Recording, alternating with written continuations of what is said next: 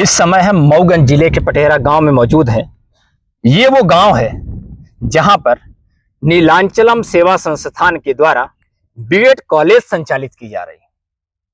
आप बिल्कुल सही सुन रहे हैं, यही वो जमीन है 1147/1, जहां पर सरकार से अनुदान प्राप्त करके बीएड कॉलेज संचालित की जा रही है, जिसका नाम अष्टभुजा कॉलेज है। ये मां अष्टभुजा कॉलेज का वो परिसर है जिसको हम आपको दिखा रहे हैं, जहां पर कागजों में बीएड कॉलेज संचालित हो रही है और 100 छात्रों के लिए यहां पर परमिशन है। 2014 से ये कॉलेज चल रही है। ऐसा हम इसलिए कह रहे हैं, जो दस्तावेज हमारे हाथ लगे हुए हैं वो 1147/1 के लगे हुए हैं। ये वही प्लाट है जहां पर इन्होंने कॉलेज का नाम बता के, समिति का नाम बता के और सरकार से मान्यता प्राप्त की। मान्यता तो प्राप्त करना दूर की बात है, कॉलेज भी संचालित करते। आखिर जिस जमीन पर कोई मकान नहीं बना है, जो जमीन अभी भी बंजर खाली पड़ी हुई है, उस जमीन पर लगभग 12 वर्षों से कॉलेज कैसे चल रहा है? आने के लिए रास्ता नहीं है। इस जमीन में लोग यहां तक पहुंच नहीं पाएंगे। आपको बता दें कि लगातार 12 वर्षों से यहां कॉलेज संचालित की जा रही है। यहां कुछ लोग मौजूद हैं, हम उनसे बात करने की कोशिश करेंगे और जानने की कोशिश करेंगे कि क्या यहां कोई भवन था, क्या कभी कोई कॉलेज चली है, कभी यहाँ बच्चे आए हैं कि नहीं आए हैं, क्योंकि स्थानीय लोग हैं, इनको यहाँ के बारे में अधिक जानकारी होगी। क्या नाम है आपका? कमलेश नाम है। ये बताइए कि यहाँ कभी कोई कॉलेज चली है? नहीं सर, नहीं चली कॉलेज। क्या आपको पता है कि माँ अष्टभुजा जो कॉलेज है नीलांचलम सेवा संस्थान के द्वारा, ये 1147/1 में कॉलेज चलाई जा रही है। जो दस्तावेज हमारे हाथ लगे उसमें ये है कि यहाँ कॉलेज थी। कभी कॉलेज बनी है? नहीं बनी है, नहीं बनी है। कभी बच्चे नहीं आए? कभी नहीं आए सर। इस जमीन का इस्तेमाल कैसे होता है? इस जमीन का सर हम लोग जब से देख रहे हैं तो कोई इस्तेमाल नहीं हो रहा है कुछ भी। बस ऐसे पड़ती पड़ा है, बस खाली पड़ा हुआ है। हाँ, खाली पड़ा है सर जी। कोई आता है यहाँ? कोई नहीं आता। एक चीज बताइए कि इस जमीन में आने के लिए रास्ता कहाँ से है? रास्ता सर यही है, 2 फीट का रास्ता यही है। हाँ यही है। इसके अलावा कोई रास्ता नहीं? कोई इसके बाद रास्ता उधर से है, उधर भी से कोई रास्ता नहीं है। मतलब इस जमीन में हम आने के लिए लोगों कोई को रास्ता आने नहीं? जाने के लिए बहुत प्रॉब्लम है सर। कोई रास्ता यहाँ से बच्चे आते हैं, उधर पानी भरा हुआ रहता है, उधर गिरते हैं। स्कूल जाने के लिए कोई रास्ता नहीं है।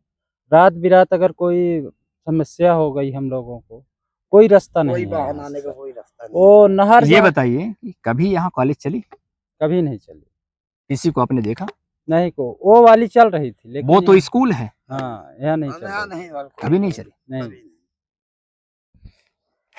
आपने सुना, और ये सुनना भी जरूरी है। ये वो परिसर है, ये वो प्लॉट नंबर है 1147/1, जहां कागजों पर बीएड कॉलेज संचालित हो रही है। ठीक उसी तरह संचालित हो रही है जैसे भोपाल में संचालित हुई थी। ठीक उसी तरीके से जैसे इंदौर के अस्पताल संचालित हो रहे हैं। सरकारी अस्पताल अभी बना नहीं और डॉक्टर की पदस्थापना हो गई। ठीक इसी प्रकार से मऊगंज जिले में ये वो प्लाट है जहां पर बीएड कॉलेज संचालित की जा रही है। और आप देख सकते हैं, मेरे सहयोगी से कहूंगा दूर दूर तक दिखाने का प्रयास करें। आप इसको देखिए, चारों तरफ से ये भूमि जो है वो बंजर पड़ी हुई है और इस भूमि पर अभी तक कोई मकान नहीं बना है।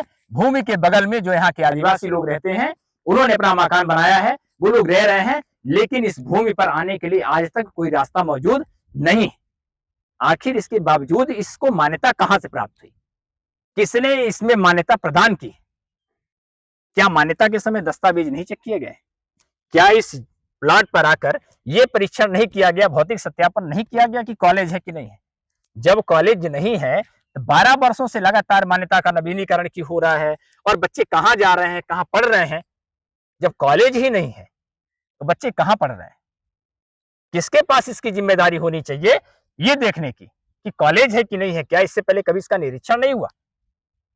आपको बता दें कि अवधेश प्रताप सिंह विश्वविद्यालय रीवा से संबद्धता प्राप्त करके यह बीएड कॉलेज चल रहा है।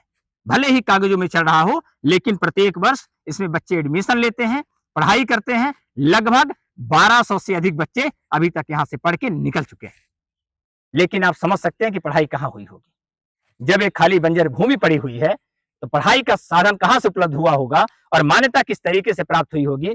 किसने मान्यता दी होगी? किसने भौतिक सत्यापन किया होगा और किस तरीके से मान्यता में हेरफेर किया होगा? यह सोचने वाली बात है।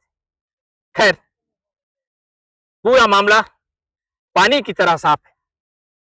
कि कोई भवन नहीं है, मान्यता है, अभी तक जमीन बंजर पड़ी हुई है और कॉलेज संचालित है।